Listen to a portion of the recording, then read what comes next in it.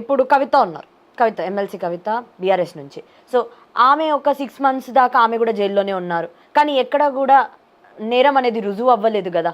మరి అలాంటప్పుడు వాళ్ళ దాంట్లో నుంచి ఎలా తీసేయొచ్చు?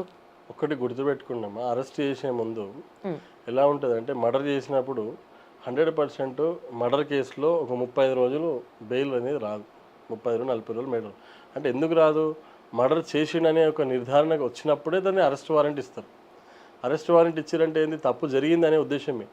ఇక పూర్తిగా తప్పు జరిగినప్పుడు 3 ఏళ్ళ 5 ఏళ్ళ శిక్ష అనేది అది పూర్తి శిక్ష. అది ఈ బెయిల్ వరకే. ఇప్పుడు కవిత గారు ఏమి మొత్తము ఆమె మంచి జరిగింది ఆమెకి బయటకు వచ్చేసిందని కాదు, బెయిల్ మీద వచ్చింది తను.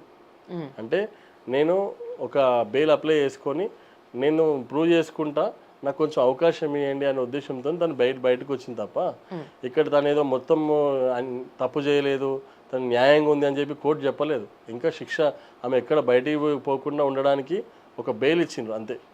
అంతే తప్ప 100% తన శిక్ష రేపు ప్రూవ్ అయిన రోజు ప్రూవ్ అవుతుంది. అంటే ఇక్కడ అసలు చేయాల్సిన అవసరం ఎందుకు వస్తుంది? ఇప్పుడు 30 రోజుల పరిధి అనేది జైల్లో ఉన్నాడంటే 100% అక్యూజ్డే కాబట్టి, దాని విషయంలో అక్యూజ్డ్ ఉన్నటువంటి నేర చరిత్ర చేసే వాళ్ళు ఎవరు కూడా, ఆ మర్డర్లు చేసేవాళ్ళు కానీ, ఇట్లాంటి స్కాములు చేసేవాళ్ళు కానీ, ఇలాంటి వాళ్ళు ఎవరు కూడా ఈ యొక్క రాజకీయాల్లో ఉండొద్దు అనేది కేంద్రం యొక్క ఎన్డీఏ యొక్క ప్రభుత్వం యొక్క నిర్ణయం. ఓకే, మీరు అన్నారు కదా ఇందాక, సరే రాజకీయాలు అన్న తర్వాత ఖచ్చితంగా చాలా కుట్రలు జరుగుతాయి. ఇప్పుడు మీరే ఉన్నారనుకోండి, మీ మీదనే కావాలని చెప్పి ఒక కేసు వేస్తారనుకోండి, పవర్ని చూపించి లోపలేస్తారు. అది 1 month అయి ఉండొచ్చు, 2 months అయి ఉండొచ్చు, కానీ మీరు మంచోళ్ళే కదా, అప్పుడు ఎలా ఉంటుంది? అమిత్ షా గారు కూడా ఒక మాట చెప్పారు, నేను జైలుకి వెళ్ళేటప్పుడు కూడా రాజీనామా చేసి వెళ్ళిపోయినా అని చెప్పిండ్రు. అమిత్ షా గారు కూడా దానికి ఆన్సర్ ఇచ్చారు. నేను వెళ్ళేటప్పుడు కూడా, జైలుకి వెళ్ళేటప్పుడు కూడా ఆ పదవికి రాజీనామా చేసి వెళ్ళిపోయినా అని చెప్పింది. అదే అక్కడ చెప్పేది. విషయం ఏంటంటే, మనం తప్పిదం చేసినప్పుడు నిజాయితీగా నిర్భయంగా, ఒకవేళ తప్పు చేసి ఉంటే మనం తప్పు చేయకుంటే కడిగిన ముత్యంలా బయటికి వస్తాం, తప్పు చేస్తే 100% జైలు శిక్ష అనుభవిస్తాం.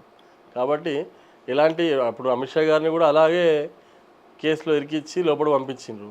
తర్వాత ఆయన కడిగిన ముత్యంలా బయటకు వచ్చిండు. ఆయన పదవికి ఆయన రాజీనామా చేసిండు, కడిగిన ముత్యంలా బయటకు వచ్చిండు. తర్వాత మళ్ళీ యథావిధిగా పోటీ చేసి ప్రజలు ఆదరించారు.